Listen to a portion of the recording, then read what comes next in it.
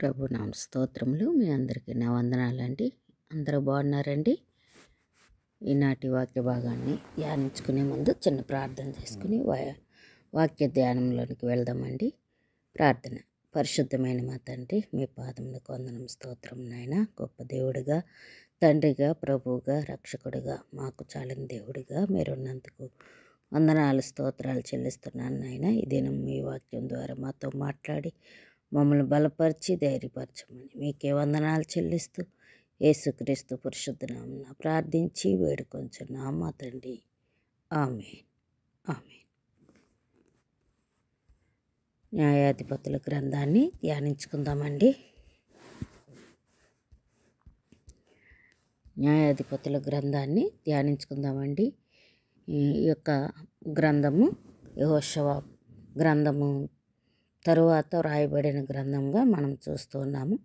యెహోషువ గ్రంథములో తేటగా చెప్పబడిన ఇశ్రాయేలీయుల పరిస్థితికి భిన్నమైన పరిస్థితిని చెప్పే పుస్తకమే ఈ న్యాయాధిపతుల గ్రంథంగా మనం చూస్తూ ఉన్నాము. గుణం కలిగిన ఒక సమూహము దేవుని శక్తిని ఆనుకొని కానాను జయించుట మనము యెహోషువలో చూస్తూ ఉన్నాము. న్యాయాధిపతులలో లోబడని విగ్రహారాధన మరి చేయు ప్రజలు దేవునికి వ్యతిరేకంగా నిలుచుట వలన మరలా ఓటమి పొందిన దృశ్యాలను మనం చూస్తూ ఉన్నాము. దేవుని ఆజ్ఞలను విడిచిపెట్టి తరువాత తమ ఇష్టం చొప్పున నడుచుచు ఈ ప్రజలు అనేక రకాలైన జనాంగముల వలన హింసను, క్రూరత్వమునకు బలైన వారిగా ఇశ్రాయేలీయుల ప్రజలు ఇక్కడ కనబడుతున్నారండి. సుమారు 350 సంవత్సరాల ఇశ్రాయేలీయుల చరిత్ర ఈ పుస్తకంలో చెప్పబడుతున్నట్లుగా చూడవచ్చండి. ఈ పరిస్థితుల మధ్య వారిని విడిపించుటకు దేవుడు పరాక్రమం గల నాయకులను దేవుడు లేపుచున్నాడు. ప్రతి నాయకుని కాలంలో ప్రజలు పశ్చాత్తాపడినప్పుడు సమాజంలో మంచి పరిపాలన, సమాధానము స్థిరపరచబడుచున్నది. అయినప్పటికీ ఆ నాయకుల తరువాత మరలా వారు మహా గొప్ప దేవుని విడిచిపెట్టి పాపములోను విగ్రహారాధనలోను పడిపోవటం మనం ఈ గ్రంథంలో చూస్తూ ఉంటాము. అయితే ఈ పుస్తకం యొక్క పేరు హెబ్రీ పరిశుద్ధ గ్రంథంలో ఈ పుస్తకమునకు ఇవ్వబడిన పేరుకు తెలుగులో తర్జుమా చేయటమే ఈ యొక్క న్యాయాధిపతులు. హెబ్రీ పరిశుద్ధ గ్రంథంలో సోపెట్రీం అని పేరునకు న్యాయాధిపతి అని, ఏలువాడు, విమోచకుడని, రక్షకుడని అర్థాలు ఉన్నవి.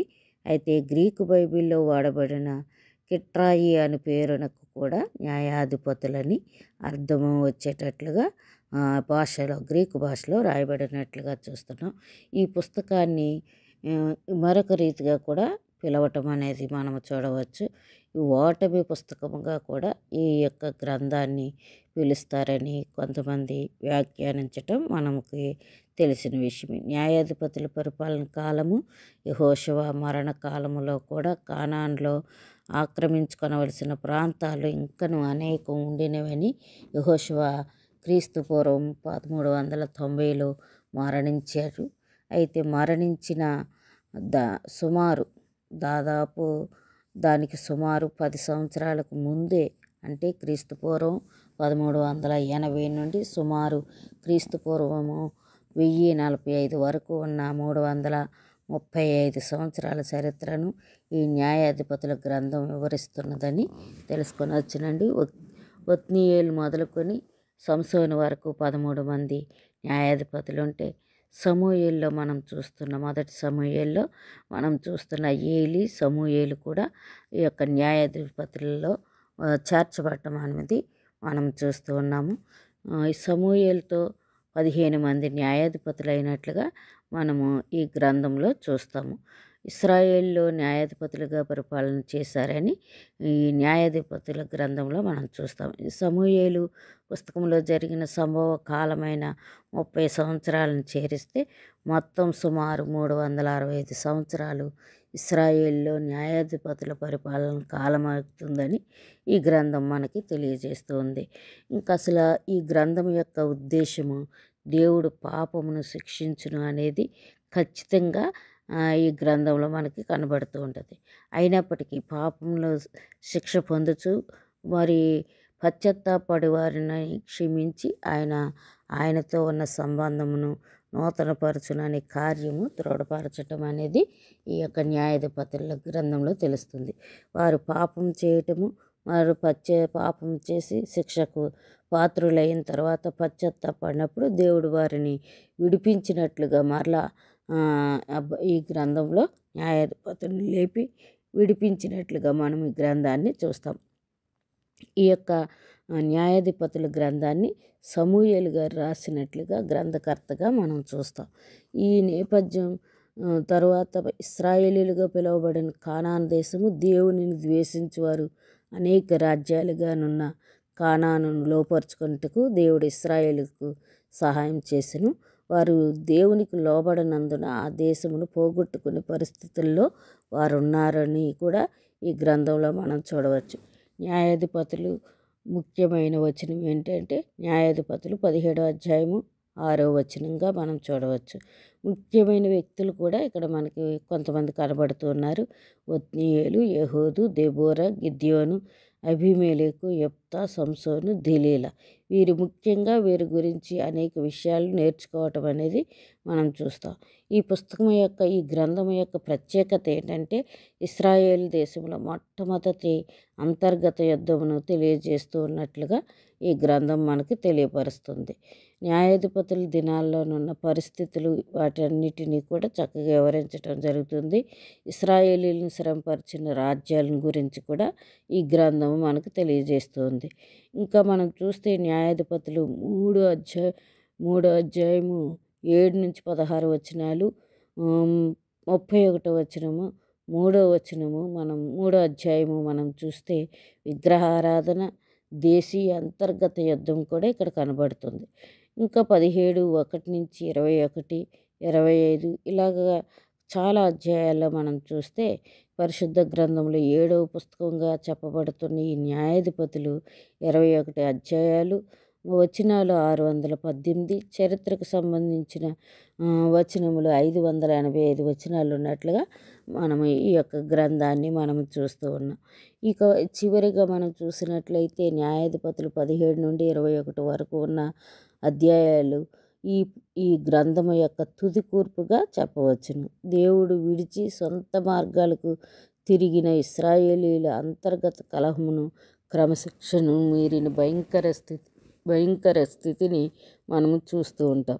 న్యాయాధిపతులు 19లో చూసిన విధంగా క్రమశిక్షణ లేని హీనమైన జీవితము మరి వేరే భాగాలలో ఎక్కడైనా చూడవచ్చునా అని సందేహంగా ఉంటూ ఉన్నది. బైబిల్లో చాలా ఇలాంటి విషయాలు వేరే విషయాలను ఎక్కడైనా చూడటానికి మనకి కనబడుతుందంటే ఎక్కువగా మనము ఈ న్యాయాధిపతుల గ్రంథంలోనే చూస్తాం. పాపం ఎక్కువైన స్థలంలో దేవుని కృప కూడా ఎక్కువ అవటం అనేది, దేవుని యొక్క సంగతులను గురించి వివరంగా తెలుసుకోవటం అనేది కూడా ఈ గ్రంథంలో మనం చూస్తాం. నిజంగా న్యాయాధిపతుల గ్రంథము ఇశ్రాయేలీల ప్రజల యొక్క మరి పాపమును శిక్షించటము, ఆ తర్వాత వారు పాపం చేశామని దేవుని సన్నిధిలో ఒప్పుకుంటూ దేవుని వైపు తిరిగి పశ్చాత్తాపడినప్పుడు దేవుడు వారిపై కనికరపడి మరలా తన ప్రజల పక్షాన ఒక నాయకుని ఎన్నుకుని ఆ దేశాలను జయించటం అనేది ఈ న్యాయాధిపతుల కాలంలో జరుగుతూ వస్తున్నట్లుగా మనకి ఈ న్యాయాధిపతుల గ్రంథము చక్కగా వివరిస్తుంది.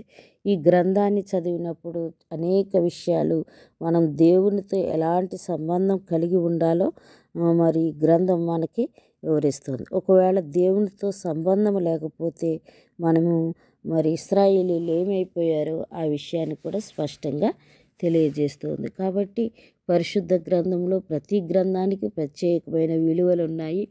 ఆ పరిశుద్ధ గ్రంథాన్ని ప్రతిదినం చదువుతూ వాటిలోని సత్యాలను గ్రహిస్తూ దేవుని వైపు తిరుగుతూ వాక్యానుసారంగా జీవించటానికి దేవుడు గొప్ప కృప మనందరికీ అనుగ్రహించునుగాక.